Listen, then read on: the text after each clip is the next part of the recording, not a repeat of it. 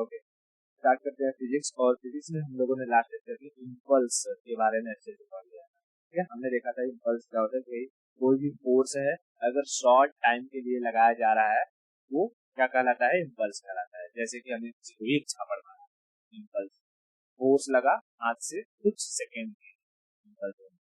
Cricketers जब bat से ball को हिट करते हैं तो क्या है, कौन सा फोर्स लगता है, वो इम्पल्स। तो हमने इम्पल्स के बारे में देखा था, होगा भाई impulse is nothing but force for short timing, छोटे समय के लिए अगर हम फोर्स लगा रहे हैं तो इम्पल्स लगा रहे हैं। उसके बाद हमने इम्पल्स का एक और फॉर्मूला देखा था कि चेंज इन मोमेंटम, है ना। चेंज इन मोमेंटम क्या होता है, ये भी इम्पल्स ही होता है। अब हम लोग आगे चलते हैं, कौन सा सीखते हैं, फोर्स क्या होता है। ठीक है, फोर्स,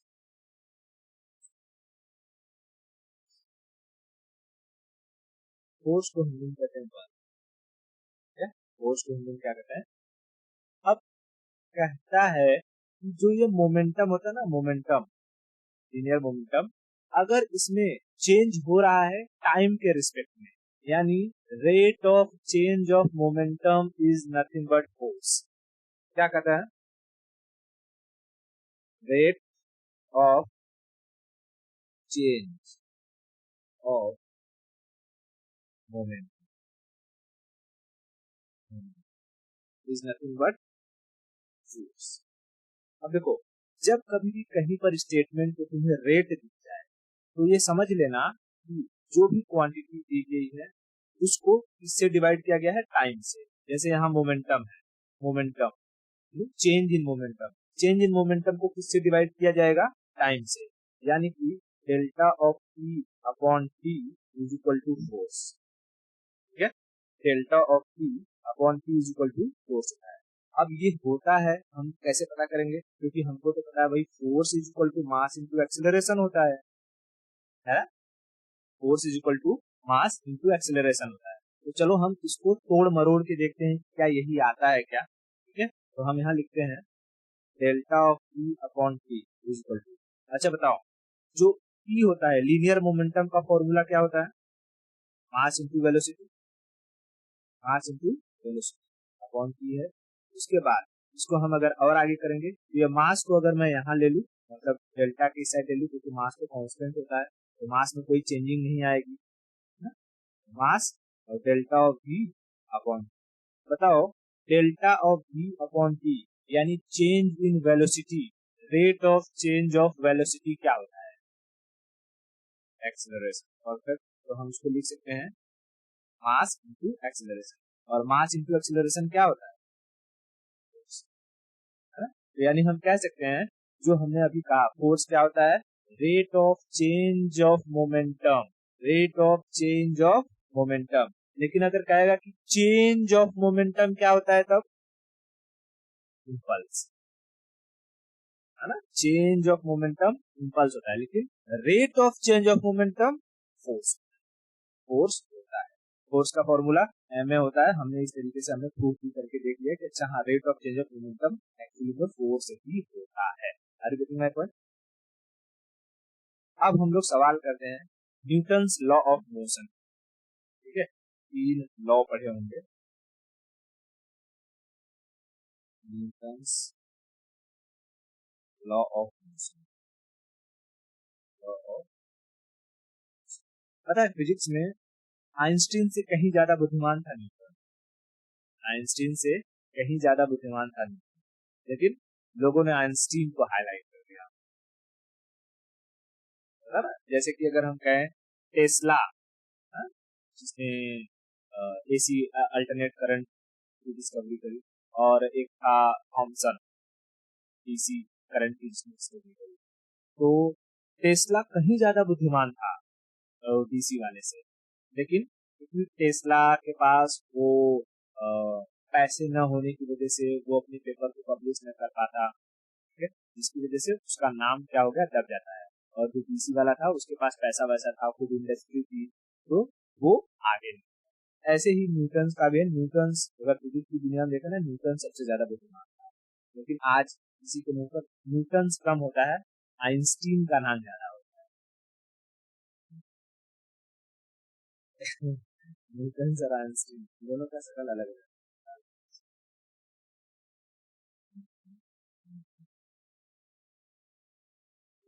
ये झुमरेले बाल वाला आदमी जो है न्यूटन, ठीक है।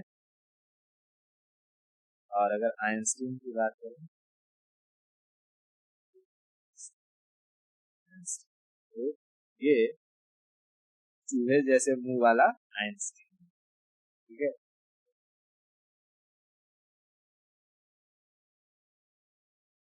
हाँ, ये आइंस्टीन का कहना था कि मतलब अपने अंदर के ना बच्चे को जिंदा, क्योंकि बच्चे के अंदर जो क्यूरियोसिटी होती है ना वो और किसी के अंदर नहीं होती।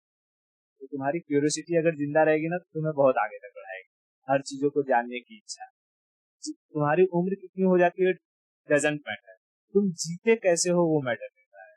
जब इसके दिमाग के आइंस्टीन के दिमाग को मरने के बाद मतलब प्रिंसटन यूनिवर्सिटी में जब उसको स्लाइसेस में डिवाइड किया गया ना इसकी स्टडी करने के लिए कि कैसे ये सोचता था बंदा, तो इसकी दिमाग की जो सोचने की कैपेसिटी थी ना वो जो है जो यंग एज का एक बच्चा होता है ना 16 से 25 साल के बीच का, उस टाइप का दिमाग में था। जबकि इसकी एज हो चुकी थी, बूढ़ा हो चुका था लगभग 70 के टाइप का। और इसका जो दिमाग था वो दिमाग कैसा था, यंग वाला था। यंग सिचुएशन जैसी बच्चों की रहती है उस टाइप में दिमाग का डेवलपमेंट उस तरीके से। तो ये भी देखा गया है काफी साइंस कि अगर हम कुछ लोग होते हैं ना जैसे वो बहुत ठीक ठाक रहते हैं, जवान ही रहते हैं, लेकिन उनकी खुद सेल्फ थिंकिंग पावर ऐसी हो जाती है जैसे वो जवानी में ही एकदम मरेले जैसे हो जाते हैं, मतलब जिंदगी जीना ही भूल जाते हैं कि क्या जीना। अब इसका सीधा सीधा एग्जांपल है, जैसे कोई इंसान वो डिप्रेस हो गया है, किसी गर्लफ्रेंड छोड़ के भाग गई है, वो इंसान अच्छा खासा है लेकिन अपनी ही सोच से वो ऐसा बन जाएगा कि मतलब उसकी जिंदगी खत्म। लाइव एग्जांपल हम लोग देख मतलब एक कंपेयर कर सकते हैं भाई, जियो चाहे तुम बुढ़े हो जाओ, दिमाग अपना उसी तरीके से चलाओ जो एक छोटा बच्चा रहता है, क्यूरियोसिटी वही रखो और माइंड को साफ करते रहो, साफ करते रहो, साफ करते रहो, सोचते रहो, सोचते रहो, सोचते रहो। क्योंकि दिमाग जितना इस्तेमाल होगा वो इतना उतना ही बेहतर बनते जाता है। वापस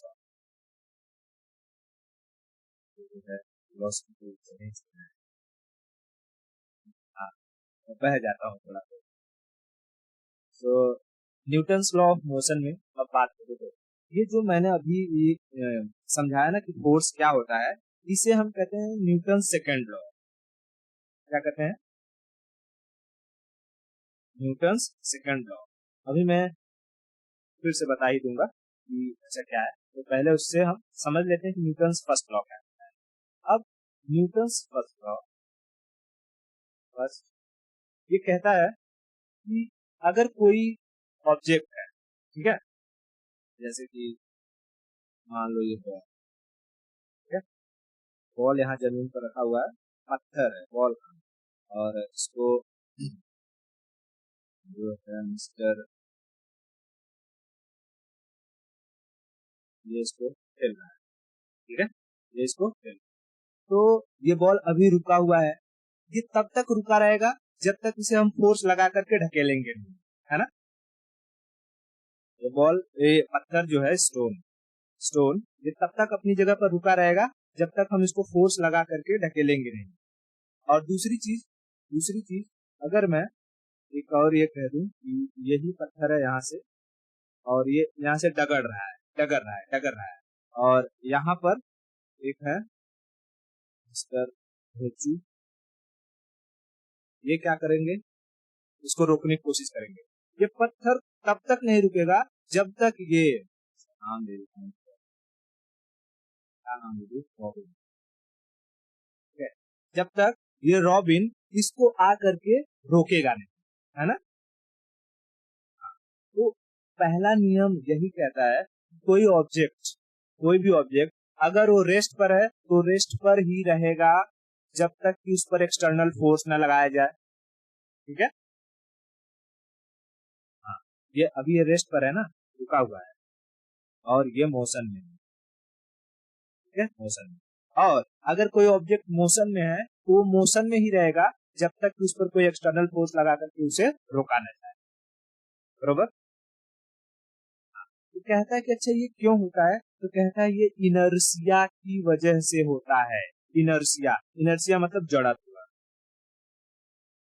इनर्शिया, हाँ, जड़त्व, इनर्शिया मतलब जड़त्व। देखो इनर्शिया का क्या मतलब है, कोई भी ऐसा ऑब्जेक्ट जिसके अंदर मास है, मास है तो वो हिलेगा नहीं। कहते ना ये पर्सन ना बड़ा ही वो है, मतलब अपनी बातों को लेकर के एकदम पक्का है, अगर इसने कोई चीज डिसाइड कर लिया तो वो वहां से हिलता नहीं है ना। उसे हम कहते हैं जड़ है, जड़, जड़त्व वाला इंसान है। समझ में आ रहा है क्या मैं कह रहा हूँ? हाँ, इनर्शिया, लॉ ऑफ इनर्शिया, इसके पहले नियम को हम कहते हैं लॉ ऑफ इनर्शिया। अब इनर्शिया का मतलब पहले समझ लो अच्छे से, हिंदी में जड़त्व कहते हैं, और जड़त्व का कुछ मतलब नहीं है, सिंपल सा बात ये कि अगर कोई भी ऑब्जेक्ट है उसके अंदर मास है वो किस में रहेगा, वो इनर्शिया में रहेगा, रुका। अगर रुक गया है तो रुका ही रहेगा, उसे कहेंगे inertia in rest, inertia in rest, inertia in rest. अगर कोई चीज ऑब्जेक्ट चल रहा है, इसके ये पत्थर है जो यहाँ मूव कर रहा है, इसमें भी तो कोई मास होगा, तो ये मास डगर रहा है, डगर रहा है, डगर रहा है, तो ये भी इनर्शिया में ही है, लेकिन ये इनर्शिया इन मोशन है। इनर्शिया किसमें है, मोशन में। इसमें हम क्या कहेंगे, रुका हुआ है तो ये इनर्शिया इन रेस्ट में है, ठीक है। और ये इनर्शिया, इनर्शिया इन मोशन में, इन मोशन में, ठीक है, इनर्शिया इन मोशन में। समझा? तो देखो जब कोई भी ऑब्जेक्ट अगर रेस्ट में है तो उसको जब तक मैं ढकेलूंगा नहीं, फोर्स लगाऊंगा नहीं, तब तक वो हिलेगा नहीं, हाँ, झुकेगा नहीं, बरोबर कि नहीं। हाँ, तो वैसे ही कह रहा है कि जो ये ऑब्जेक्ट चल रहा है, जब तक मैं इसे फोर्स लगा करके रोकेगा नहीं तब तक ये रुकेगा नहीं। समझा रहा है? तब तक ये रुकेगा नहीं। तब यही चीज हमारी जिंदगी में कैसे अप्लीकेबल होता है, जब हम लोग गाड़ी में बैठे होते हैं,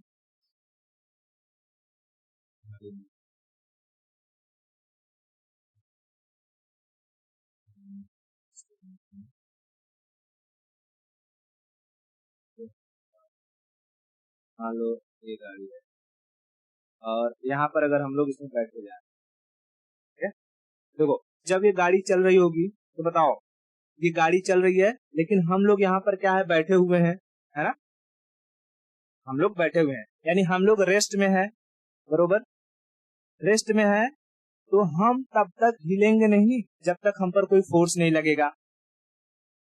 तो जैसे ही गाड़ी चल रही होती है हम पर कोई फोर्स नहीं लगता है, लेकिन जैसे ही ये गाड़ी जाकर अचानक से ब्रेक मारती है, हम लोग हिल जाते हैं नहीं हिल जाते हैं, किस साइड फेंकते हैं, गाड़ी ब्रेक लगा इधर तो आगे जाते हैं या पीछे जाते हैं। जब गाड़ी ब्रेक मारता है तो हम आगे की तरफ चले जाते हैं, यानी हमारी बॉडी थी रेस्ट में, लेकिन गाड़ी चल रही थी और गाड़ी रुकी, हम पर एक फोर्स लगा, हमारा इनर्शिया इन रेस्ट ब्रेक हो गया, हमारा इनर्शिया इन रेस्ट ब्रेक हो गया और हम क्या हो जाते हैं, हिल जाते हैं, है ना, हिल जाते हैं।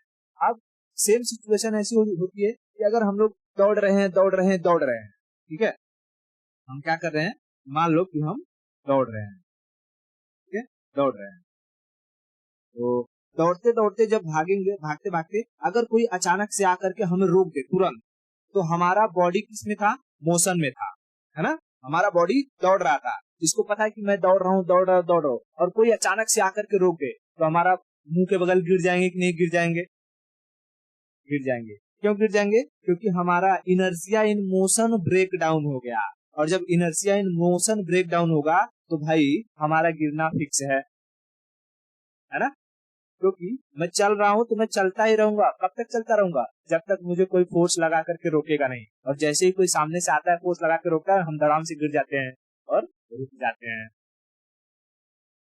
समझा? तो लाइफ में हम हर जगह क्या फील करते हैं, इनर्शिया। इनर्शिया कितने टाइप का, दो टाइप का। कौन सा, अगर कोई ऑब्जेक्ट रुका हुआ है तो इनर्शिया इन रेस्ट, और कोई ऑब्जेक्ट कंटिन्यूअस चल रहा है तो इनर्शिया इन मोशन। अगर इनर्शिया इन रेस्ट में कोई ऑब्जेक्ट है, उसे तोड़ना है तो उसमें फोर्स लगाना पड़ेगा, और कोई ऑब्जेक्ट कंटिन्यूअसली चल रहा है और उसे रोकना है तो उस पर भी फोर्स लगाना पड़ेगा। इसे हम क्या कहते हैं, Newton's first law. Newton's first law, तो न्यूटन्स फर्स्ट लॉ, ठीक है, Newton's first law, Newton's first law. इससे हमें क्या मिलता है भाई, फोर्स क्या होता है, फोर्स का ना हमें एक तरीके का डेफिनेशन मिल जाता है। अच्छा देखो, हम रुके हुए हैं, हमको फोर्स लगाओगे तो हम चल देंगे, है ना। तो देखो, जब हम फोर्स लगाए तो यानी हमने इसको क्या किया, पुश किया, हाँ, हमने इसको पुश किया, ठीक है, पुश किया। या इसे अपनी तरफ खींच करके मैं अपनी तरफ ले लूंगा, मेरे ऊपर चढ़ जाएगा, चपा के मर जाऊंगा, या पुल करूंगा, ठीक है। और फिर जब ये यहाँ पर आ रहा है इधर, तो भी मैं इसको क्या करूंगा, पुश करूंगा। तो हम कह सकते हैं फोर्स कुछ नहीं होता है, एक तरीके का पुश और पुल। जैसे हम दरवाजा, जब कहीं ऑफिस में जाते हैं, कांच का दरवाजा रहता है या किसी शॉप में, तो बड़ा कंफ्यूजन हो जाता है, पुश करूं तो पुल, दिमाग कंफ्यूज हो जाता है। साला लिखा रहता है पुश, कर देते हैं पुल, लिखा रहेगा पुल, कर देंगे पुश, ठीक है। तो पुश और पुल करके हम क्या करते हैं, एक तरीके का फोर्स अप्लाई करते हैं ताकि दरवाजा खुल सके। तो देखो, न्यूटन्स फर्स्ट लॉ ऑफ जो मोशन होता है उसे हम लॉ ऑफ इनर्शिया कहते हैं, और लॉ ऑफ इनर्शिया के जरिए हमें फोर्स का डेफिनेशन मिलता है। क्या मिलता है, फोर्स का डेफिनेशन। ये हमें क्या देता है, डेफिनेशन ऑफ फोर्स।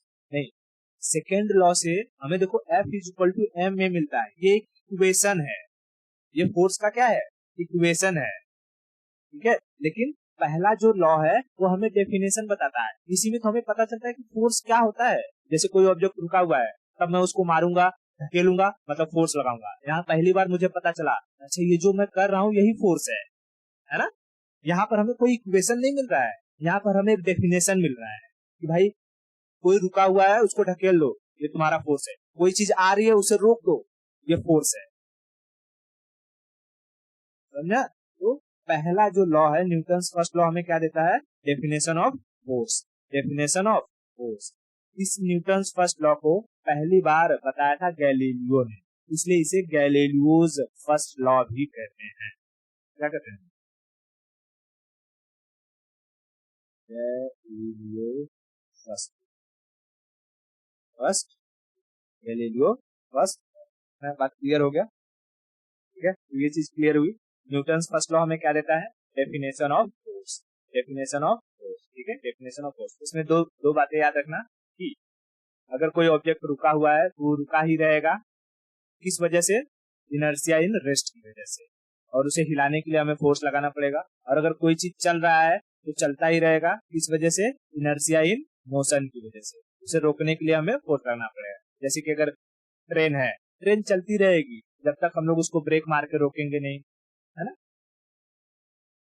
हाँ, तो दो चीजें इसमें, एक तो उसका हमने थोड़ा सा इनर्शिया का क्या कंसेप्ट बताया, और दूसरा इससे पूछता है कि बताओ फोर्स का डेफिनेशन हमें न्यूटन्स के किस लॉ से पता चलता है, तो न्यूटन्स फर्स्ट लॉ से हमें फोर्स का डेफिनेशन पता चलता है। दूसरी चीज इसमें पूछता है कि जो इनर्शिया होता है, इनर्शिया किस पर डिपेंड करता है, तो इनर्शिया मेनली डिपेंड करता है मास पर, ठीक है। इनर्शिया डिपेंड्स ऑन मास, यानी कोई भी ऑब्जेक्ट है, कोई भी ऑब्जेक्ट जिसके अंदर मास है उसके पास क्या रहेगा, इनर्शिया है। जैसे तू अभी बेड पर है, तेरा मास है, तू एक ही जगह बैठी हुई है, तो तू किसमें है, इनर्शिया इन रेस्ट, ठीक है। मैं क्लियर हो गया। अब हम लोग चलते हैं Newton second law. Newton second law के बारे में बता दिया, न्यूटन सेकंड लॉ, इसमें वही कहता है कि इसमें हमें फोर्स का इक्वेशन मिलता है।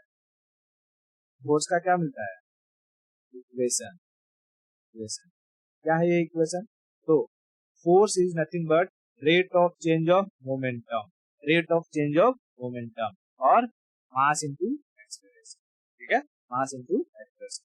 तो फोर्स का एक्चुअल जो इक्वेशन है वो ये है, rate of change of momentum, rate of change of momentum, ठीक है। तो कहेगा कि हमें फोर्स का इक्वेशन न्यूटन के किस लॉ से मिलता है, सेकंड लॉ से। अब ये इक्वेशन हमें क्या देगा, ये इक्वेशन हमें बताएगा कि किसी भी ऑब्जेक्ट पर हमने कितना फोर्स लगाया है ना, कितना फोर्स लगाया। जैसे कि अगर जो है ये पत्थर को हमें हिलाना है तो हमें ये पता चल गया कि भाई हमें इसमें फोर्स लगाना पड़ेगा, है ना, हमें ये पता चल गया कि हमें इस पे फोर्स लगाना पड़ेगा। लेकिन कितना फोर्स लगाना पड़ेगा वो हमें किससे पता चलेगा, न्यूटन सेकंड लॉ से, न्यूटन सेकंड लॉ से। तो न्यूटन सेकंड लॉ में क्या देता है, इक्वेशन, और इक्वेशन से हम फोर्स की वैल्यू निकालते हैं।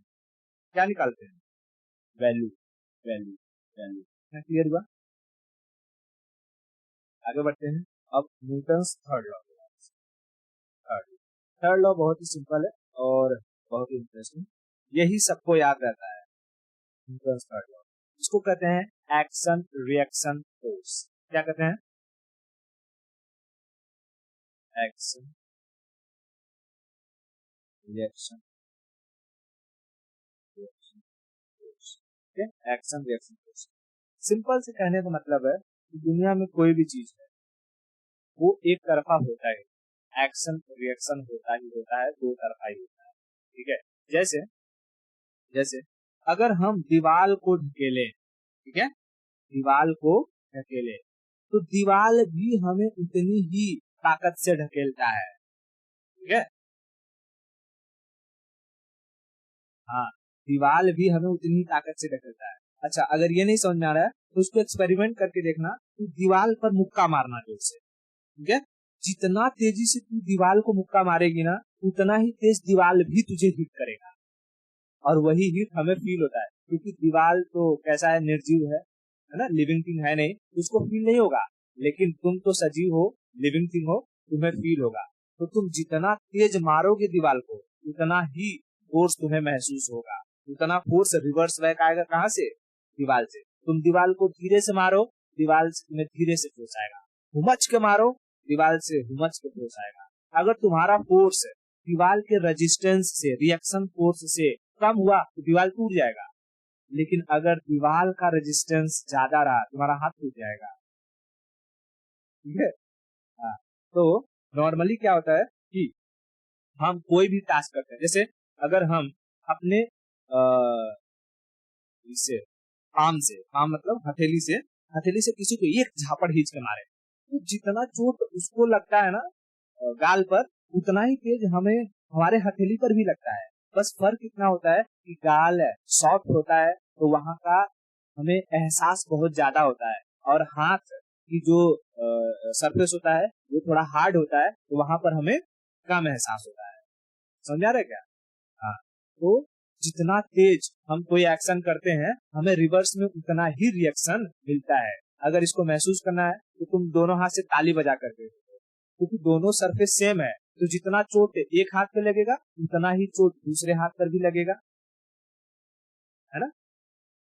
तो किसी भी काम को करने के लिए एक्शन रिएक्शन की जरूरत पड़ती है। जैसे हम लोग जमीन पर चल पाते हैं, जमीन पर क्यों चल पाते हैं, जब हम चलते हैं तो हम जमीन को पीछे ढकेलते हैं ऐसे, और जमीन हमें आगे की तरफ ढकेलती है। समझाता, हम क्यों चल पाते हैं कि जमीन पर जब हम चलते हैं तो हम जमीन को पीछे ढकेलते हैं और जमीन हमें रिएक्शन के रूप में आगे ढकेलती है। तो अगर तुम्हें बहुत तेजी से दौड़ना है तो तुम जितना तेजी से जमीन को पीछे ढकेलोगी जमीन तुम्हें उतना ही तेजी से आगे ढकेलेगा। इसीलिए जो दौड़ने वाला रहता है धावक, वो क्या करता है, खुरपी लेकर के पहले यहाँ गड्ढा कर देता है ऐसे, और फिर इसमें अपना पैर फंसा लेगा, है ना। हाँ, और पैर फंसा के जैसे ही बंदूक चलेगा पाट से वो अपने आप को आगे की तरफ मतलब पीछे ढकेलेगा, और पीछे ढकेलेगा तो ये जमीन उसको आगे ढकेलेगी और ये हाई स्पीड से तेज भागने लगेगा आगे। समझा रहा है। अब इसी चीज को अगर जैसे और प्रैक्टिकल समझना है तो देखो, तुम बालू ले लो, बालू, बालू पता है, हाँ, बालू पर चलो, कहाँ चलो, बालू पर। तो तुम्हारा तो फोर्स लग रहा है, तुम एक्शन कर रहे हो बालू पर, तुम बालू को पीछे ढकेल रहे हो, लेकिन बालू तुम्हें उतना तेजी से ढकेल नहीं पा रहा है। क्यों, क्योंकि इसका रिएक्शन फोर्स कम है। इसकी वजह से जब तुम रेगिस्तान वगैरह में जाओगे तो तुम्हारा पैर भाग भाग धस जाएगा, क्या हो जाएगा, धस जाएगा। क्यों? क्योंकि इसका रिएक्शन फोर्स तुम्हारे एक्शन फोर्स से कम है। समझा? तो हमें प्रॉपरली चलने के लिए हमारा reaction force should be equal to हमारा एक्शन फोर्स होना चाहिए। तो इसको अभी जब मैं तुमको फ्रिक्शन पढ़ाऊंगा तो उसमें बताऊंगा कि F mu is equal to F by R होता है। म्यू म्यू होता है हमारा कि कोएफिशिएंट, फ्रिक्शन का कोएफिशिएंट होता है, मतलब कितना फ्रिक्शन होना चाहिए कि हम प्रॉपरली चल पाए। तो यहाँ फ्रिक्शन का भी कंसेप्ट आएगा, लेकिन अभी हम फ्रिक्शन नहीं पढ़ रहे हैं, बस यहाँ पर एक ग्लिम्स दे रहा हूँ। इसके बाद हम जो पढ़ेंगे फ्रिक्शन भी पढ़ेंगे। इतना क्लियर हुआ? एक्शन रिएक्शन फोर्स क्या होता है बताओ। अगर हम किसी को एक झापड़ मारेंगे तो हमें सेम ही चोट लगेगा या कम या ज्यादा लगेगा? सेम ही लगेगा, लेकिन महसूस कम तो होता है, क्योंकि हमारे हाथ का सरफेस हार्ड है और गाल का सरफेस सॉफ्ट है। क्लियर बात? तो कहता है कि अच्छा बताओ, जो रॉकेट रहता है, रॉकेट जब कैसे उड़ता है? ठीक है, रॉकेट जैसे ये अर्थ और यहाँ पर है रॉकेट।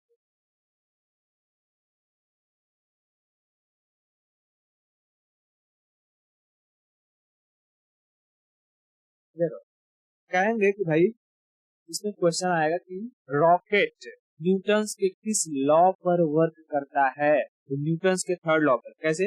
रॉकेट नीचे की साइड प्रोपल्शन लगाता है, गैस छोड़ता है, आग छोड़ता है, फोर्स लगाता है, और जब वो नीचे जितना फोर्स लगाएगा उसको ऊपर की साइड उतना ही एक ये धक्का मिलता है, और वो रॉकेट क्या करता है? ऊपर की साइड उड़ने लगता है। समझा क्या? तो जब कभी हम देखते हैं कि जब रॉकेट छोड़ा जाता है, चाहे पीएसएलवी हो या जीएसएलवी, तो हम देखते हैं ना एकदम धुआं और पूरा आग निकलते रहता है। तो धुआं और आग क्या करता है? नीचे की साइड फोर्स लगाता है, और जितना अधिक फोर्स नीचे की साइड लगाएगा उतना ही उसे फोर्स मिलेगा ऊपर जाने के लिए। समझ रहा है? तो हमने न्यूटन्स के 3 लॉ पढ़े। न्यूटन्स के कितने लॉ?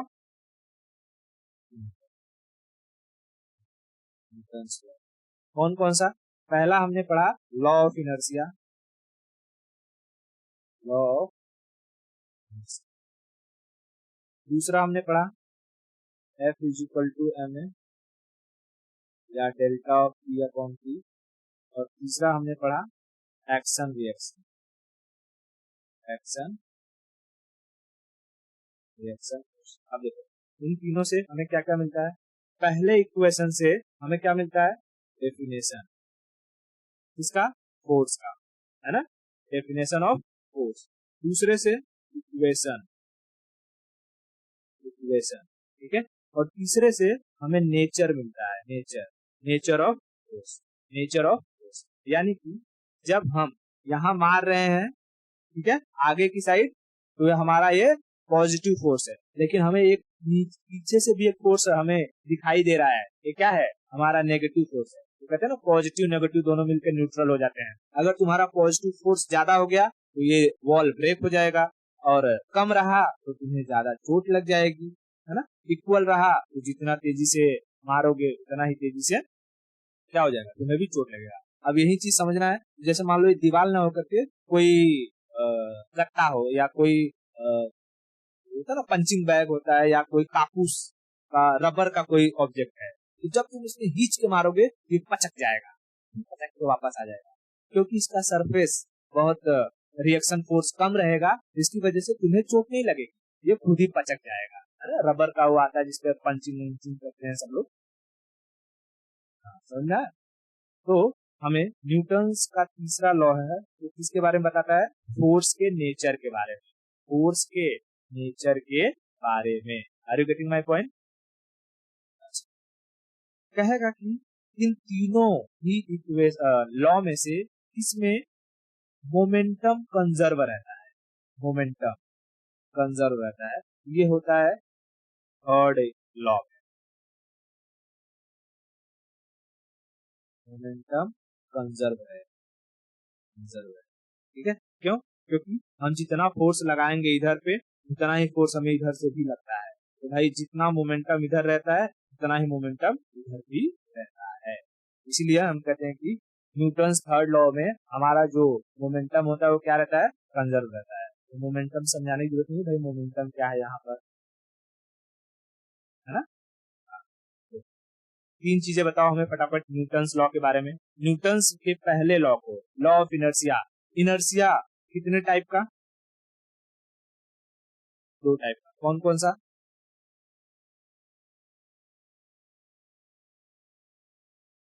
इनर्शिया इन रेस्ट और इनर्शिया इन मोशन। अगर मैं कहूंगा कि मुझे इनर्शिया इन रेस्ट का कोई एग्जांपल दो, लाइफ लाइफ एग्जांपल। हाँ, गाड़ी में बैठे रहते हैं तो जैसे गाड़ी चलती चलती तुरंत से रुक जाती है तो हम किधर फेंका जाते हैं, आगे की साइड। ठीक है, आगे की साइड। क्यों फेंका जाते हैं, क्योंकि हमारा इनर्शिया इन रेस्ट टूट जाता है, ब्रेक हो जाता है। हमारी जो शरीर रहती है उसको तो यही लगता है हम लोग अभी बैठे हुए हैं, लेकिन अचानक से जब गाड़ी रुकती है तब वो भ्रम उसका टूट जाता है और वो आगे की तरफ फेंका जाता है। हालांकि इसके बाद में बताऊंगा कि सूडो फोर्स होता है जो एक एक्ट करता है, तो सूडो फोर्स एक झूठा फोर्स जो होता तो है पर दिखाई नहीं देता है। ठीक है, हाँ, तो सूडो फोर्स का भी कंसेप्ट आता है यहाँ पर कि इस सिचुएशन में जो हमें फोर्स एक लगता है, क्योंकि हमें कोई तो ढकेल नहीं रहा है ना, कि पीछे से किसी ने एक लात मार दिया हम आगे की तरफ आ गए, तो गाड़ी रुकी हम अचानक से आगे आ गए, क्यों हुआ है, तो सूडो फोर्स की वजह से। और वो सूडो फोर्स क्या करता है, हमारे रेस्ट, इनर्शिया इन रेस्ट को तोड़ देता है, जिसकी वजह से हमारी बॉडी आगे चली जाती है। और वहीं अगर हम आराम से बैठे हुए हैं और गाड़ी अचानक से चल देती है तो हम कहाँ मूव कर जाते हैं, पीछे की साइड, है ना। तो बस में बैठे रहते हैं और बस अगर सिग्नल पे रुकी हुई है और सिग्नल खुलता है तो अचानक से जब आगे बढ़ता है तो हम पीछे की साइड मूव कर जाते हैं। तो यहाँ पर भी क्या हो रहा है, हम बैठे हुए थे, हमारा इनर्शिया इन रेस्ट में था और अचानक से जो कि बस आगे बढ़ी और हम पीछे की तरफ चले गए। यहाँ पर भी हमें लगता है एक सूडो फोर्स जो हमारे इनर्शिया इन रेस्ट को तोड़ देता है, इनर्शिया इन रेस्ट को तोड़ देता है, समझना। और मोशन वाला कैसे रहेगा कि हम दौड़ रहे हैं, कोई अचानक से आकर के रोक दे हमें तो हमारा इनर्शिया इन मोशन ब्रेक हो जाता है और हम धड़ाम से गिर जाते हैं। क्लियर, ये तीन लॉ याद रहेंगे न्यूटन्स के। बताओ इन तीनों में से गैलीलियो का नियम किसे कहते हैं, लॉ ऑफ गैलीलियो किसे कहते हैं? पहले, ठीक है, पहला, ठीक है, लॉ ऑफ इनर्शिया को सबसे पहली बार गैलीलियो ने दिया था, इसलिए इसे क्या कहते हैं, गैलीलियो का नियम भी कहते हैं, law of Galileo. Galileo, Newton's first law को हम लोग गैलीलियोस फर्स्ट लॉ भी कहते हैं। इतना क्लियर हो गया क्या? ठीक है, तो फिर आज के लिए इतना ही रखते हैं और बाकी की स्टोरी हम लोग आगे, सेंट्रिपिटल फोर्स क्या होता है, सेंट्रीफ्यूगल फोर्स क्या होता है, क्रिटिकल वेलोसिटी क्या होती है, कैसे जो है जो मौत का कुआं होता है, मौत के कुएं में ये गाड़ियां कैसे चल जाती हैं, इतना ये लोग क्यों नहीं गिरते हैं, इन सब के बारे में हम लोग डिस्कशन। क्लियर।